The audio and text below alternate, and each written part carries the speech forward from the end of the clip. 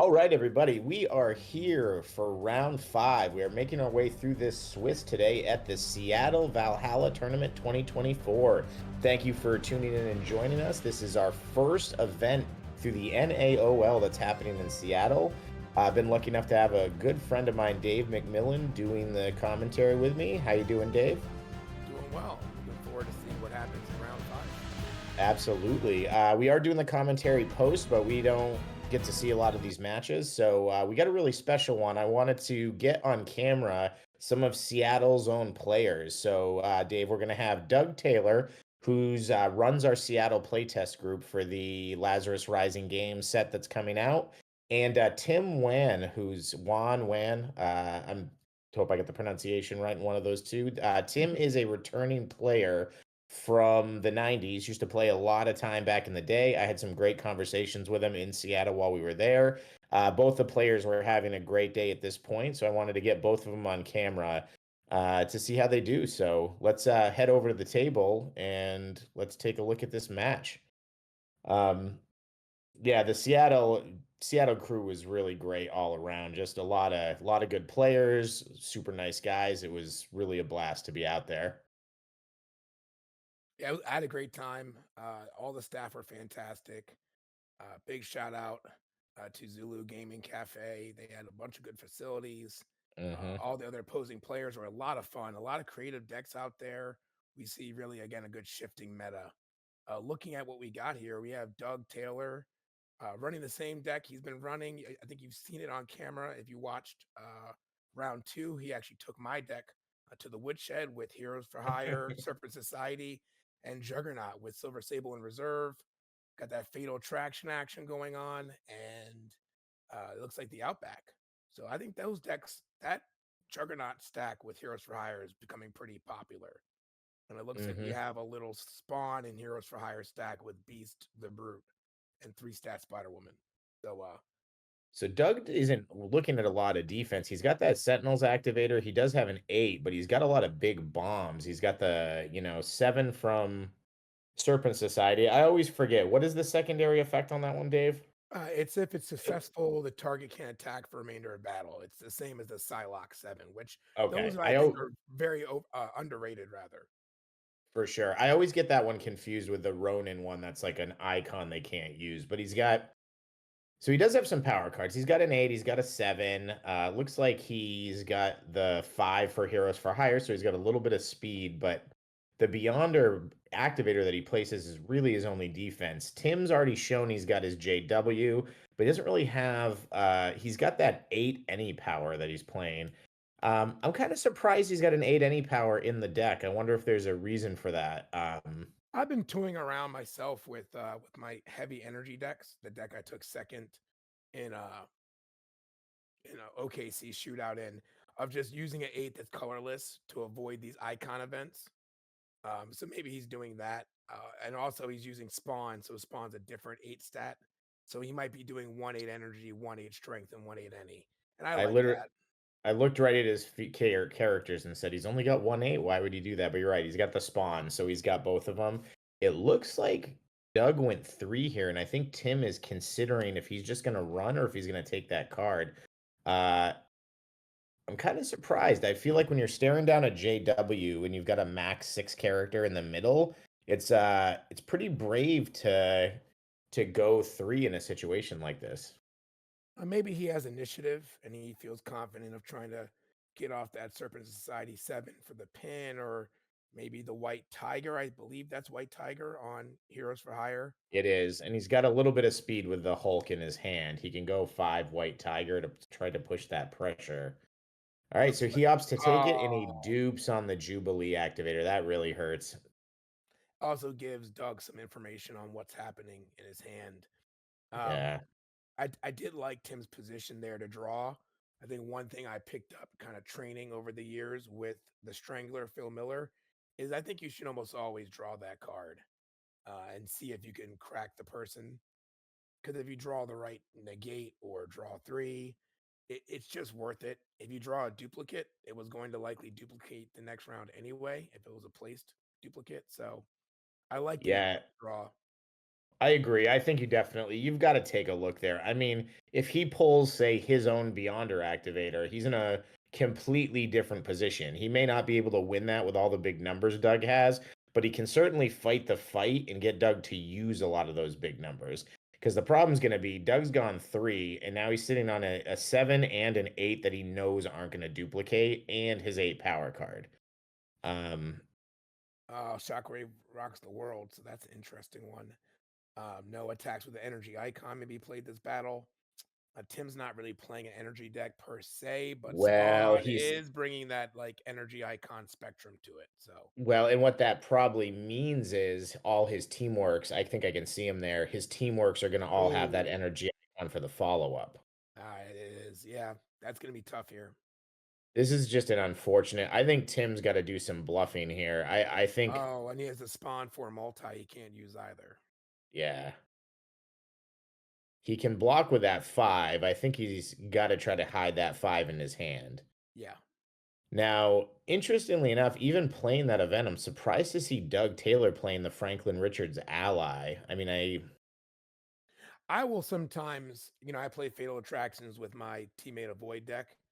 I will sometimes play the 5-3 because Serpent Society can only place two different teamworks, and one of them is the teamwork that's playable by Sable from reserve.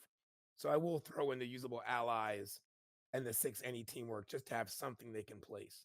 That might be Doug's logic. But it does cut you just like this. It happens to me way more than you'd want that you get yeah, that five.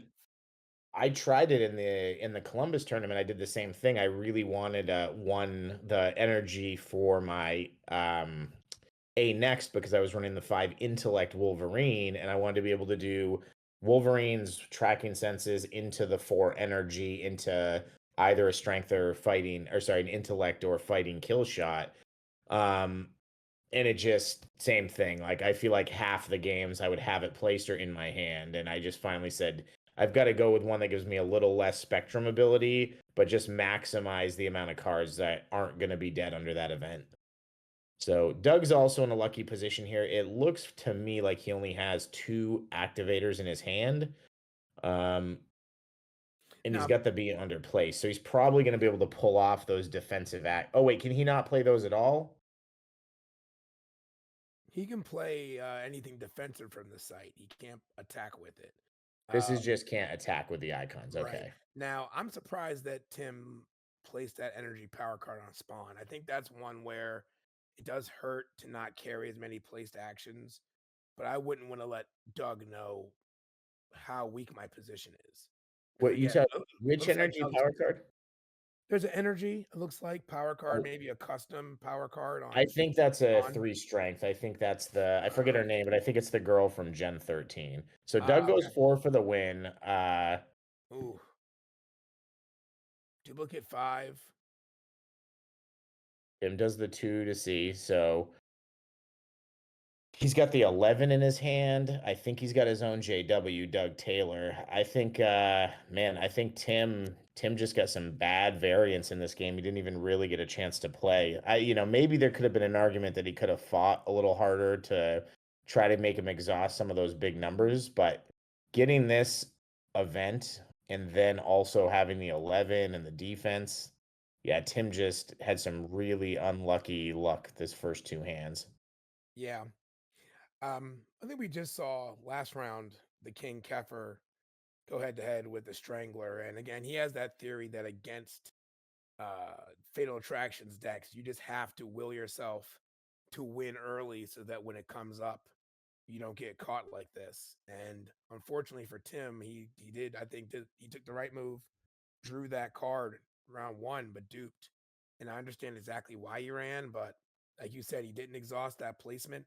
None of those place cards had an energy icon, and that just put Doug in a commanding position here under this event. Yeah. I mean, we'll see. Tim could still pull it out, but looking at what he's got in his hand, he's got a five, a six, and a seven any power. He's got his eight any power placed. That does give him a lot of options for the defense. It does let him, it actually is very fortunate. It's going to let him throw a lot of numbers through to try to get the venture. Um, yeah, the He confusion plays the hurts. yeah, the troublemaker from Jubilee stops that teamwork. Mm. And that's tough because you would have liked to have had that pressure on Serpent being a max 6 and he had some any powers in his hand, he could have really maybe even gotten to 20 on that string, but Jubilee says no. Yeah, and as we know, looking at this, Tim just doesn't have a defense for the 11. So whatever happens here, now that he's I take that back. He's got the Wolverine placed on the home base. So if he does save that, that's most people I think that other than Jubilee, that's the only avoid. Most people put it on Wolverine as the main thing he does on that site. Right. So he throws the JW. Looks like Tim takes it. Doug Taylor's like the perfect guy to commentate at this angle. He holds his cards exactly where I can see them all. And you know, I never saw them when I played them. It's definitely not tipping anything to the opponent, but Good. for the audience, thank you, Doug. Yeah, Doug, I'm seeing now has that reverse too. So even if he takes a couple of hits, he's going to be able to get that big lockout, assuming that's what he's playing. Now, you never know. Tim could be playing, or Doug Taylor could be playing Absorb Sound. Some people like to put that out there. I didn't get to play Doug, so I didn't see what his Battle Sight 1 per deck was. I don't remember from your game, Dave. I don't think it was Absorb Sound. And Absorb Sound is very challenging when you're trying to play multi-power cards. I think we've talked about it in the podcasts in the new game, and hopefully the game entirely. We're reducing multi-power cards to 3 different 1 per decks. I think when that happens, it'll be a lot easier to do Absorb Sound or even some of these no icon events. But it's tough if you want to use the old multis the way that they are, which is you need to spam them. It's tough to do those events. Yeah, for sure. All right, so Doug's thinking, Tim's still got a couple cards in his hand. Doug's not hit with as much as I think he's probably hoping, but he takes the 6. He's going to fire that 7 to spawn, and of course, yeah, Tim's going to throw that defense right out there, which I agree with. Yeah. But Tim's got to do something to make him not want to stay and throw that 11. He just doesn't have the venture it's going to take to overcome it. Right. But I think with the 8, the 11, the lockout, and the 9 or less, and he hasn't even touched that beyonder, I think Doug's feeling like he's in a pretty comfortable position here. It looks like that was a follow-up, perhaps, to the JW. Is that what they're saying? If it is, it's a mistake because the 3 was placed to spawn. You're right. Yeah. That's what they were talking about, I think. I think Tim got his signals crossed just a tad. Here comes the 11. There's He's the got 11. nothing left to play for heroes. We know Tim can't block it, so that's gonna. Oh, I keep saying that. He's got the Wolverine. Right.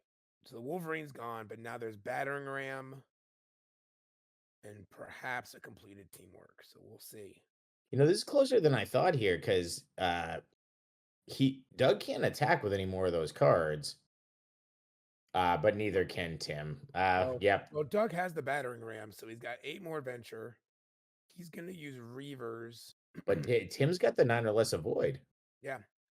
There might not be an ability to generate the Venture. This is interesting. Yeah, I mean, in theory, Tim should just have this. I think he's going to throw the 8. He should 9 or less it. He's going to 9 or less it, unless Doug's got some crazy, like a +4 to venture off the Outback. Maybe the Beyonder can do a master mold of the 6. Oh, no. Is that what he's going to do? No, you can't attack with that. I hope that. Oh, no. Oh, no. Well, look, I think the result likely should have been the same with that. Wait, hold on. See if they're figuring it out. He just touched the event.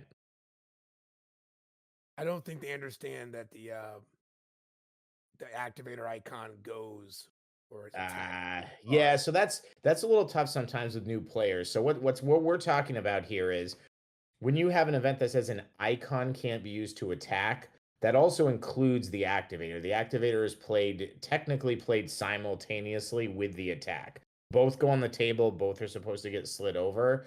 That event actually stops a activator from making an attack and locks those cards down. So in this case, it wasn't as big of a deal. I mean, we don't know if Doug would have saw the play, but he could have used the master mold to get rid of the 6, which is not technically an attack. So there was definitely a path to victory using the card that he had.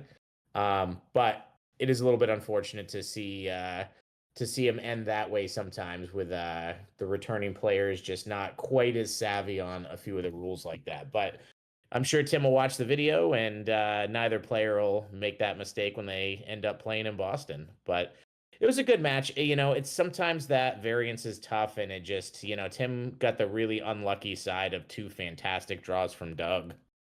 Yeah.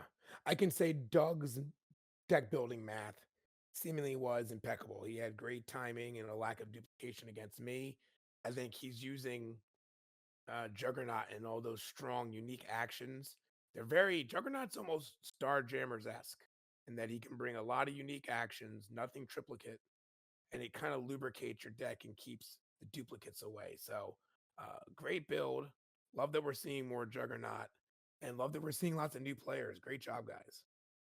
Yeah, awesome. And I think both of these guys have said there. I know Doug and his son are coming. I know Joe Peters and Sean, the new Sean that I met out there, and another person are coming. I'm not sure if that's Tim that's accounted for, but I think Tim said he was coming too. So either way, just great guys out from Seattle. I really hope we see as many of them as we can at Boston. And as we're talking about this, I know we're late getting the venue information out, but we've got a bunch of great places we're looking at. So we're gonna give you guys a really great event. Uh, all right, Dave, that's great. Let's hop over into round six and see what we got over there. Sounds good.